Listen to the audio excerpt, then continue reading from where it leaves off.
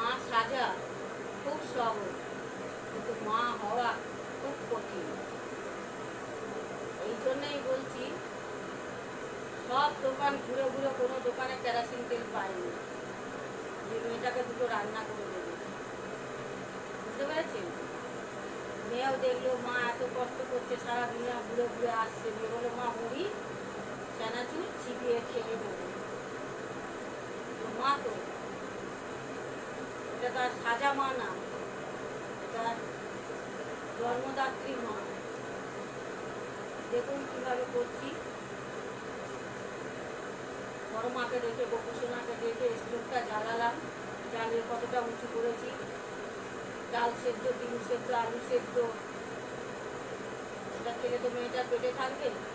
আর ও সারাদিনে একবারই খায়, শুধু দুপুরবেলাই খায়। মুড়ি চেবানোর থেকে এটা ওর পেটে থাকবে।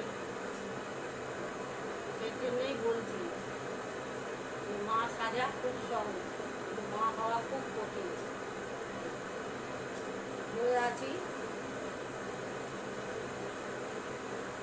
আগে কতটা উঁচু করেছি দেখুন বাটি দিয়ে। আর এই বর্ষার সময় সত্যি করেই না তেল পাওয়া যায় না।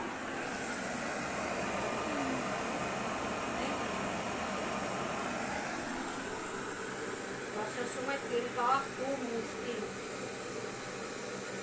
আর আমার তো জানেন ওভেনটাও নষ্ট হয়ে গেছে, আর সিলিন্ডারও আমার নেই।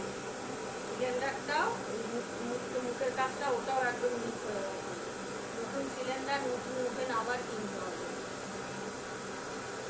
তাই বলে তার মেয়েকে না খাইয়ে রাখতে পারবো না, সন্তানকে।